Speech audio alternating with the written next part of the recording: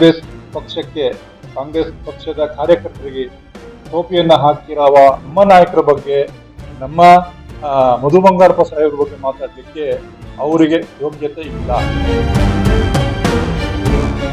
ತಲ್ಲೂರು ರಾಜು ಅಂತ ಮುಖಂಡ, ನಾವು ಸರ್ವಿಸ್ ಎಲ್ಲ ಈ ತಾಲೂಕಿನ ಯಾವುದೇ ಸರ್ವಿಸ್ ಮಾಡಿರ್ತಕ್ಕಂಥವ್ರನ್ನ ಎಲ್ಲೂ ಹೋಗಿ ವ್ಯಾಪಾರ ಮಾಡಿ ಒಂದು ಕಾಂಗ್ರೆಸ್ಗೆ ಟಿಕೆಟ್ ತಗೊಂಡು ಅವತ್ತು ಆ ಪಕ್ಷದ ಕಾರ್ಯಕರ್ತರಿಗೆ ಮೋಸ ಮಾಡಿದ್ದನ್ನ ನಾವು ನೋಡಿದ್ದೇವೆ ಅಂತಕ್ಕಂಥ ಮಾತು. ನ್ಯಾಲಿಯನ್ನ ಹಿಡಿತದಲ್ಲಿ ಮಾತಾಡಬೇಕು ಅಂತಕ್ಕಂಥ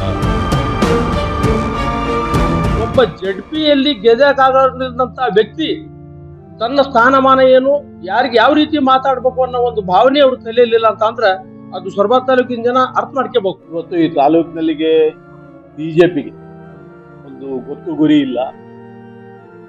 ಯಾರು ಪಕ್ಷವನ್ನ ಮುನ್ನಡೆಸ್ಕೊಂಡು ಹೋಗ್ತಾರೆ ಅಂತ ಗೊತ್ತಿಲ್ಲ. ಕುಮಾರ್ ಬಂಗಾರಪ್ಪ ಬರ್ತಾರೆ, ಅವ್ರದ್ದೊಂದು ಗುಂಪು ಅದೊಂದು ಕಡೆ ನಡೆಯುತ್ತೆ. ತಲ್ಲೂರು ರಾಜ ಬರ್ತಾನೆ, ತಲ್ಲೂರು ರಾಜು ಒಂದು ಗುಂಪನ್ನು ಇಟ್ಕೊಂಡು ಅವನ ಪಕ್ಷಗಳು. ಬ್ಲಾಕ್ ಅಧ್ಯಕ್ಷರು ಯಾರು ಯಾಕಲ್ಲ, ಅವರಲ್ಲಿ ಮಂಡಲಾಧ್ಯಕ್ಷರು ಅಂತ ಹೇಳ್ತಾರೆ. ಆ ಮಂಡಲಾಧ್ಯಕ್ಷ ಯಾರು ಅಂತ ನಾನು ನೋಡೇ ಇಲ್ಲ. ಅವರು ಹಾಸ್ಪಿಟ್ಲಿಗೆ ಮೋಸ್ಟ್ಲಿ ಹೋಗಿರ್ಲಿಕ್ಕಿಲ್ಲ. ಅವರಲ್ಲೇ ಕೂತು, ಮನಲ್ಲೇ ಕೂತು ಮತ್ತು ಬೆಂಗಳೂರಲ್ಲೇ ಕೂತು ಎಲ್ಲಿ ವ್ಯವಹಾರಿಕವಾಗಿ ಏನು ಮಾಡುವಂತ ಒಬ್ಬ ಮೂರನೇ ದರ್ಜೆ ವ್ಯಕ್ತಿ ಇದ್ದಾರೆ. ಕಾಂಗ್ರೆಸ್ ಪಕ್ಷದ ಕಾರ್ಯಕರ್ತರಿಗೆ ಟೋಪಿಯನ್ನ ಹಾಕಿರುವ ಒಬ್ಬ ವ್ಯಕ್ತಿ ಹೇಳ್ತಾರೆ, ಆರೋಗ್ಯ ಸಮಸ್ಯೆ, ಇಲ್ಲಿ ಹಾಸ್ಪಿಟಲ್ ಸರಿ ಇಲ್ಲ, ರಸ್ತೆ ಸರಿ ಇಲ್ಲ, ಅವ್ರು ಸರಿ ಇಲ್ಲ, ಇವ್ರು ಸರಿ ಇಲ್ಲ ಅನ್ನೋದ್ರ ಬಗ್ಗೆ ಇಲ್ಲ ಸಲ್ಲದ ಹೇಳಿಕೆ ಕೊಡ್ತಾರೆ. ಅವರು ಮೊಟ್ಟ ಮೊದಲಾಗಿ ಮೂರನೇ ದರ್ಜೆ ವ್ಯಕ್ತಿ. ಅವರು ಇಲ್ಲಿ ಪಕ್ಷಕ್ಕೆ ಏನ್ ಹೋದ್ರು, ಪಕ್ಷದ ಮುಖಂಡರಿಗೆ ಟೋಪಿಯನ್ನ ಹಾಕೋದ್ರು. ಇಲ್ಲಿ ಪಕ್ಷನ ಏನು ಒಂದು ಸಾಮಾಜಿಕ ನ್ಯಾಯದ ಅಡಿಯಲ್ಲಿ ಕಾಂಗ್ರೆಸ್ ಪಕ್ಷ ಒಂದು ಕೆಳ ಸಮುದಾಯವನ್ನ ಗುರುತಿಸಬೇಕು ಅಂತೇಳಿ, ಒಂದು ಮಡಿವಾಳ ಸಮುದಾಯವನ್ನು ಕೂಡ ಗೌರವಿಸಬೇಕು ಅನ್ನೋ ಉದ್ದೇಶದಿಂದ ಆ ಒಂದು ವ್ಯಕ್ತಿಯನ್ನ ಕನ್ಸಿಡರ್ ಮಾಡಿತ್ತು ಕಾಂಗ್ರೆಸ್ ಪಕ್ಷ. ಆದ್ರೆ ಸ್ವಲ್ಪ ದಿನಕ್ಕೆ, ಒಂದೆರಡು ವರ್ಷಕ್ಕೆ ಅವರ ವ್ಯವಹಾರಿಕವಾಗಿ ಎಲ್ಲಾ ವ್ಯವಹಾರಗಳನ್ನ ಮುಗಿಸ್ಕೊಂಡು ಅವರು ಎಲ್ಲಾ ಪಕ್ಷಕ್ಕೆ ಮೋಸ ಮಾಡಿ, ಮತ್ತೆ ಕಾಂಗ್ರೆಸ್ ಪಕ್ಷದ ಮುಖಂಡರು ಕಾರ್ಯಕರ್ತರಿಗೆ ಮೋಸವನ್ನು ಮಾಡಿ ಅವರು ಬೇರೆ ಪಕ್ಷಕ್ಕೆ ಹೋಗಿ ಇವತ್ತು ಇಲ್ಲ ಸಲ್ಲದ ಮಾತುಗಳನ್ನ ಆಡ್ತಾ ಇದ್ದಾರೆ. ಅದನ್ನ ತೀವ್ರವಾಗಿ ನಾವು ಖಂಡಿಸ್ತೇವೆ. ಅವರು ಮಾಡಿರೋ ಕೆಲಸಕ್ಕೆ, ಇಲ್ಲಿ ನಡ್ಕೊಂಡಿರೋ ರೀತಿಗೆ ನಾನೇ ಕೂಡ ಒಬ್ಬ ಜ್ವಲಂತ ಸಾಕ್ಷಿಯಾಗಿದ್ದೀನಿ. ಹಾಗಾಗಿ ಅವರು ನಮ್ಮ ನಾಯಕರ ಬಗ್ಗೆ, ನಮ್ಮ ಮಧು ಬಂಗಾರಪ್ಪ ಸಾಹೇಬ್ರ ಬಗ್ಗೆ ಮಾತಾಡ್ಲಿಕ್ಕೆ ಅವರಿಗೆ ಯೋಗ್ಯತೆ ಇಲ್ಲ. ತಲ್ಲೂರು ರಾಜು ಅವರು ಒಂದ್ಸರಿ MLA ಇದ್ರು. ಹಿಂಗೆ 6 ತಿಂಗಳಿಗೋ 3 ತಿಂಗಳಿಗೋ ಯಾವ್ದಾರ ಚುನಾವಣೆ ಬಂದಾಗ ಒಂದು ಪತ್ರಿಕೆ ಗೋಷ್ಠಿಯನ್ನು ಮಾಡಿ ಸನ್ಮಾನ್ಯ ಮಧು ಬಂಗಾರಪ್ಪನವ್ರನ್ನ, ವಿರೋಧ ಪಾರ್ಟಿಯವ್ರನ್ನ ಬೈದು ಹೋಗ್ತಕ್ಕಂತ ಪರಿಪಾಠ ಮಾಡ್ಕೊಂಡಿದ್ದಾರೆ. ಅವ್ರೇನು ಮೊನ್ನೆ ಹೇಳಿಕೆ ಕೊಟ್ಟಿದ್ರ ಪಾರ್ಟಿಯ ಸ್ನೇಹಿತರು ಅವರೆಲ್ಲರಿಗೂ ಕೂಡ ನಾನು ಅವ್ರ ಹೇಳಿಕೆಯನ್ನ ಪ್ರಬಲವಾಗಿ ನಮ್ಮ ಪಕ್ಷ, ನಾವೆಲ್ಲ ಮುಖಂಡರು ಕೂಡ ಖಂಡನೆಯನ್ನ ಮಾಡ್ತೇವೆ.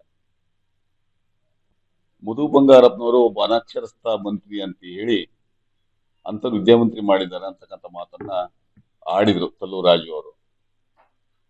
ತಲ್ಲೂರು ರಾಜು ಅವರಿಂದ ಮಧು ಬಂಗಾರಪ್ಪನವರಿಗೆ ಸರ್ಟಿಫಿಕೇಟಿನ ಅವಶ್ಯಕತೆ ಇಲ್ಲ.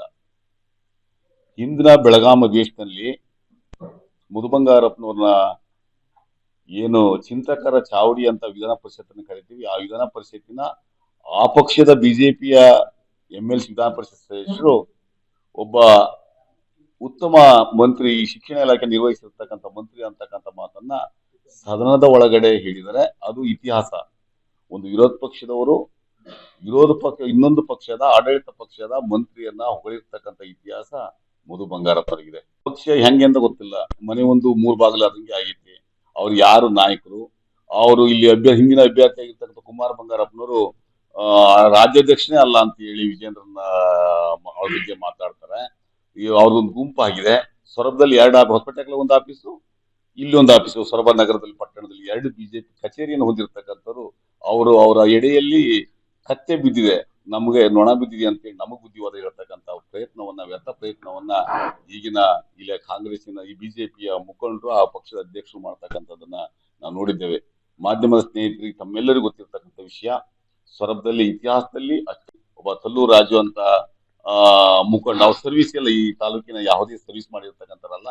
ಎಲ್ಲೂ ಹೋಗಿ ವ್ಯಾಪಾರ ಮಾಡಿ ಬಂದು ಕಾಂಗ್ರೆಸ್ಸಿಗೆ ಟಿಕೆಟ್ ತಗೊಂಡು ಅವತ್ತು ಆ ಪಕ್ಷದ ಕಾರ್ಯಕರ್ತರಿಗೂ ಮೋಸ ಮಾಡಿದ್ದನ್ನ ನಾವು ನೋಡಿದ್ದೇವೆ ಅಂತಕ್ಕಂಥ ಮಾತಾಡ್ತಕ್ಕಂಥ ನೀವು ಹಣಕ್ಕಾಗಿ ದೇವಸ್ಥಾನ ಕಟ್ಟಿದ್ದೀರಿ. ನೀವು ರಾಮನ ಭಕ್ತು ಅಂತ ಸುಳ್ಳು ಹೇಳಿ ದೇವಸ್ಥಾನ ಇರ್ತಕ್ಕಂಥ ದುಡ್ಡನ್ನ ಕಾಣಿಕೆ ಹಣವನ್ನು ಹೊಡೆದಿರ್ತಕ್ಕಂಥ ಮೋಸಗಾರಿ, ದೇಶಕ್ಕೆ ಮೋಸ ಮಾಡಿರ್ತಕ್ಕಂಥ ಪಾರ್ಟಿ ನಿಮ್ಮದು ಅಂತಕ್ಕಂಥ ಮಾತನ್ನ ಈ ಸಂದರ್ಭದಲ್ಲಿ ನಮ್ಮ ಪಕ್ಷದ ಪರವಾಗಿ ಹೇಳ್ತಾ ಎಚ್ಚರಿಕೆಯನ್ನ ಕೊಡ್ತಾ ಇದ್ದೇವೆ. ತಲ್ಲೂರು ರಾಜು ಆಗ್ಲಿ ಆ ಪಕ್ಷದವರಾಗ್ಲಿ, ನೀವು ನ್ಯಾಲಿಯನ್ನ ಹಿಡಿದು ಹಿಡಿತದಲ್ಲಿ ಮಾತಾಡಬೇಕು ಅಂತಕ್ಕಂಥ ಈ ಸಂದೇಶವನ್ನ ನಮ್ಮ ಈ ಎಲ್ಲಾ ಮುಖಂಡರಿಗೆ ಎಚ್ಚರಿಕೆಯನ್ನು ಕೂಡ ನಾವೆಲ್ಲರೂ ಕೂಡ ಕೊಡ್ತಾ ಇದ್ದೇವೆ ಅಂತಕ್ಕಂಥ ಮಾತನ್ನ ತಲ್ಲೂರು ರಾಜು ಅನ್ನುವರು ಏನು ಹೇಳಿಕೆ ಕೊಟ್ಟಿದ್ದಾರೆ ಅನ್ನೋದು ಎಲ್ಲ ಸೊರಬ ತಾಲೂಕಿನ ಜನ ಅರ್ಥ ಮಾಡ್ಕೋಬೇಕು.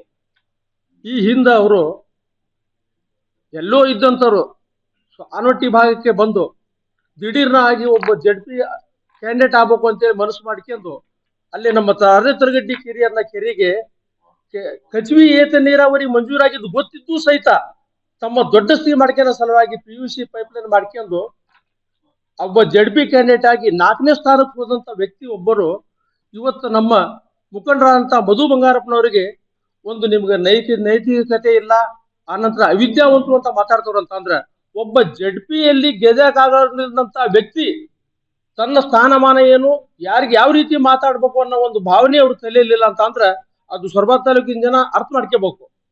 ಅದಲ್ಲದೆ ಇನ್ನೂ ಏನೇನೋ ದೊಡ್ಡ ದೊಡ್ಡ ಕೆಲಸ ಮಾಡ್ತಾನೋ ಅಂತ ತಿಳ್ಕೊಂಡು ಕಾಂಗ್ರೆಸ್ ಪಕ್ಷದವರು ಅವ್ರಿಗೆ ಟಿಕೆಟ್ ಕೊಟ್ಟಾಗ ಇವ್ರು ಏನ್ ಮಾಡಿದ್ರು ಅನ್ನೋದು ನಮ್ಮ ಪಕ್ಕದಲ್ಲೇ ಇದಾರೆ, ನಮ್ಮ ಅಧ್ಯಕ್ಷರು ಹೇಳ್ತಾರ. ಪಕ್ಷ ಏನು ಇವತ್ತು ಚುನಾವಣೆ ಕೊಟ್ಟದಲ್ಲ, ದುಡ್ಡಲ್ಲೇ ಇವತ್ತು ಎರಡೆರಡು ಬಂಕ್ ಮಾಡ್ಕೊಂಡು ಇವರು ರಾಜಕಾರಣದ ಲಾಭಕ್ಕಾಗಿ ಸೊರಬ ತಾಲೂಕಿಗೆ ಬಂದಂತಾರೆ. ಇವರು ನಮ್ಮ ಸಾಹೇಬ್ರ ಬಗ್ಗೆ ಮಾತಾಡ್ತಾರಂತ ಅಂದ್ರೆ ನಮ್ಗೆ ಅಸಹ್ಯ ಅನಿಸ್ತದೆ. ಹಾಗಾಗಿ ದಯವಿಟ್ಟು ಬೇರೆಯವ್ರ ಬಗ್ಗೆ ಮಾತಾಡ್ಬೇಕು ಅನ್ನೋದಾದ್ರೆ ತಮ್ಮ ಹಿನ್ನೆಲೆ ಏನು ಅನ್ನೋದು ಸ್ವಲ್ಪ ಅರ್ಥ ಮಾಡ್ಕೋಬೇಕು. ಇವತ್ತ ನಮ್ಮ ದೊಡ್ಡ ಸಾಹೇಬರು ಬಂಗಾರಪ್ಪ ಸಾಹೇಬರ ನೆಲೆಯಲ್ಲಿ ಬೆಳೆದು ಇವರು ಇಷ್ಟೆಲ್ಲ ಮುಂದೆ ಬಂದಂತ ವ್ಯಕ್ತಿ ಒಬ್ಬರು ಇವತ್ತ ಅವ್ರ ಫ್ಯಾಮಿಲಿ ಬಗ್ಗೆ ಯಾಕಂದ್ರೆ ಒಬ್ಬ ಎಜುಕೇಶನ್ ಮಿನಿಸ್ಟರ್ ಕೊಡ್ಬೇಕು ಅಂತ ಅಂತಂದ್ರೆ ಕಾಂಗ್ರೆಸ್ ಪಕ್ಷ ದಡ್ಡಲ್ಲ. ಯಾವ ಮನುಷ್ಯಾಗ ಯಾವ ಅಧಿಕಾರ ಕೊಟ್ರೆ ನಿಭಾಯಿಸೋಕೆ ಹೋಗೋ ಶಕ್ತಿ ಐತಿ ಅಂತೇಳಿ ಅದನ್ನ ಅರ್ಥ ಮಾಡ್ಕೊಂಡ ಅವ್ರು ಕೊಟ್ಟಿರ್ತಾರ. ಅದನ್ನ ಅರ್ಥ ಮಾಡ್ಕೊಳ್ಳೋ ಶಕ್ತಿ ಇಲ್ಲ ಅಂತಂದ್ರೆ ಒಂದು ಅವಿದ್ಯಾವಂತ ಎಜುಕೇಶನ್ ಮಿನಿಸ್ಟರ್ ಆಗಿದ್ರೆ ಇಷ್ಟೆಲ್ಲ ಕೆಲಸಗಳನ್ನ ಹೆಂಗ್ ಮಾಡ್ತಿದ್ರು ಅವ್ರು. ಇವತ್ತ ಕರ್ನಾಟಕ ಸರ್ಕಾರ ರಾಜ್ಯದಲ್ಲಿ ಯಾರೂ ಮಾಡಿದಂತ ಕೆಲಸ ಇವ್ರು ಮಾಡಿದಾರೆ. ಈ ಒಂದು ಜಡ್ಪಿನೂ ಗೆದಕ್ ಆಗಲಂತ ವ್ಯಕ್ತಿ ಇವತ್ತು ಒಬ್ಬರಿಗೆ ಟೀಕಾ ಮಾಡ್ತಾರಂತಂದ್ರೆ ಅಸಹ್ಯ ಪಡಂತ ವಿಷಯ. ಇವತ್ತ ರಾಜಕಾರಣ ಮಾಡ್ಬೇಕು ಮಾಡಬಾರ್ದು ಅನ್ನಂಗಲ್ಲ, ಬೇರೆಯವರನ್ನ ತಗೊಳ್ಳಿ ತಾವು ದೊಡ್ಡ ಮನುಷ್ಯರು ಹಾಕೋರು ಅಂತಂದ್ರೆ ಯಾವತ್ತೂ ರಾಜಕಾರಣದ ಬೆಳಕಾಗಲ್ಲ. ದಯವಿಟ್ಟು ನಿಮ್ಮ ಪಕ್ಷದಲ್ಲಿ ಮುಂದೆ ಯಾರು ನೀವು ಅಧಿಕಾರ ನಡೆಸಂತ ಹೋಗೋರು ಯಾರು ಕ್ಯಾಂಡಿಡೇಟ್ ಅನ್ನೋದ ನಿಮ್ಗೆ ಇನ್ನೂ ಫಿಕ್ಸ್ ಇಲ್ಲ. ನಾನು ಅಂತ ಹೊಡೆದಾಡ್ಕೊಂಡು ಸಹಾಯಕತ್ತೀರಿ ಅಂತದ್ರೊಳಗೆ ನಿಮ್ಮದನ್ನ ನಿಮ್ಮ ಮನೆ ನೀವು ಸರಿ ಮಾಡ್ಕೊಂತ ಫಸ್ಟ್ ಕಲ್ಗರಿ ಅಂತ ರಾಜವರ ಹೇಳಿಕೆಯನ್ನ ನಮ್ಮ ಪಕ್ಷ ಮತ್ತು ಮುಖಂಡರು ಬಲವಾಗಿ ಖಂಡನೆಯನ್ನ ಮಾಡ್ತಾ ಇದ್ದಾರೆ. ಯಾಕಂದ್ರೆ ಇವತ್ತು ಈ ತಾಲೂಕಿನಲ್ಲಿಗೆ ಬಿಜೆಪಿಗೆ ಒಂದು ಗೊತ್ತು ಗುರಿ ಇಲ್ಲ, ಯಾರು ಪಕ್ಷವನ್ನ ಮುನ್ನಡೆಸ್ಕೊಂಡು ಹೋಗ್ತಾರೆ ಅಂತ ಗೊತ್ತಿಲ್ಲ. ಕುಮಾರ್ ಬಂಗಾರಪ್ಪ ಬರ್ತಾರೆ, ಅವ್ರದ್ದೊಂದು ಗುಂಪು ಅದೊಂದು ಕಡೆ ನಡೆಯುತ್ತೆ. ತಲ್ಲೂರು ರಾಜ ಬರ್ತಾನೆ, ತಲ್ಲೂರು ರಾಜು ಒಂದು ಗುಂಪನ್ನು ಇಟ್ಕೊಂಡು ಅವನ ಪತ್ರಿಕಾಗೋಷ್ಠಿ ಮಾಡ್ತಾನೆ. ಹೀಗಾಗಿ ಗೊಂದಲ ಗೂಡಾಗಿರ್ತಕ್ಕಂಥ ಬಿಜೆಪಿಯ ಸೊರಬ ತಾಲೂಕಿನ ಯಾವುದೇ ಮುಖಂಡರುಗಳು ನಮ್ಮ ಜನಪ್ರಿಯ ಶಾಸಕರು ಮತ್ತು ಮಾಜಿ ಮಂತ್ರಿಗಳು, ಮಾಜಿ ವಿದ್ಯಾಮಂತ್ರಿಗಳು ಆಗಿರ್ತಕ್ಕಂಥ ಮಧು ಬಂಗಾರಪ್ಪನವ್ರ ಬಗ್ಗೆ ಟೀಕೆ ಮಾಡಲಿಕ್ಕೆ ಅವರಿಗೆ ಯಾವುದೇ ರೀತಿಯ ನೈತಿಕ ಹಕ್ಕಿಲ್ಲ ಅಂತಕ್ಕಂಥ ಮಾತನ್ನ ಈ ಬಿಜೆಪಿಯ ಅವನು ತಲ್ಲೂರು ರಾಜ ಎಲ್ಲ ವರ್ಷಕ್ಕೊಂದ್ಸರಿ ಬರ್ತಾನೆ, ಇಲ್ಲೊಂದು ಪೆಟ್ರೋಲ್ ಬಂಕಿದೆ. ಕುಮಾರ್ ಬಂಗಾರಪ್ಪ ಯಾರ್ದಾರ ಮದುವೆ ಬರ್ತಾನೆ, ಅವನೊಂದ್ಸರಿ ಬಂದು ಹೋಗ್ತಾನೆ.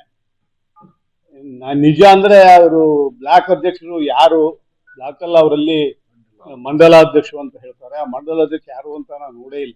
ಯಾಕಂದ್ರೆ ರಾಜಕೀಯದಲ್ಲಿ ಒಂದು ಕ್ಷೇತ್ರದ ಅಧ್ಯಕ್ಷರಾಗಬೇಕಾದ್ರೆ ಅಥವಾ ಮಂಡಲ ಆಗ್ಬೇಕಾದ್ರೆ ಅವರಿಗೆ ಒಂದು ಗುರುತರವಾಗಿರ್ತಕ್ಕಂಥ ಜವಾಬ್ದಾರಿ ಇರಬೇಕು. ಅವರು ಬಹಳ ಸಣ್ಣತನದ ವ್ಯಕ್ತಿಗಳು. ಅವರು ಇಲ್ಲಿರ್ತಕ್ಕಂಥ ನಾವೇ ಲೀಡ್ಗಳಿದ್ದೀವಿ, ಗಣಪತಿ ಇರ್ಬೋದು, ನಾನಿರ್ಬೋದು, ಅಥವಾ ಅಧ್ಯಕ್ಷರಿರ್ಬೋದು, ನಾವೆಲ್ಲ ಬಹಳ ಸುದೀರ್ಘವಾಗಿ ರಾಜಕಾರಣ ಮಾಡಿ ಇಂಥವುಗಳನ್ನ ನೋಡ್ತಾ ಬಂದಿದ್ದೇವೆ. ಹಾಗಾಗಿ ಈಗೇನು ಮಾತಾಡಿರ್ತಕ್ಕಂಥ ಎರಡೂ ಜನ ವ್ಯಕ್ತಿಗಳು ನಮ್ಮ ಮಟ್ಟಕ್ಕೆ ಹೋಲಿಸಿದ್ರೆ ಅಥವಾ ನಮ್ಮ ವ್ಯವಸ್ಥೆಗೆ ಹೋಲಿಸಿದ್ರೆ ಅವರು ಅತ್ಯಂತ ಸಣ್ಣವರು. ಆ ರೀತಿ ಮಾತಾಡಬಾರ್ದಾಗಿತ್ತು, ಮಾತಾಡಿದ್ದಾರೆ. ಅದಕ್ಕಾಗಿ ಅವ್ರ ಮಾತನ್ನ ನಾನು ಸಂಪೂರ್ಣವಾಗಿ ಖಂಡಿಸ್ತೇನೆ ಅಂತಕ್ಕಂಥ ಮಾತನ್ನು ಹೇಳಿ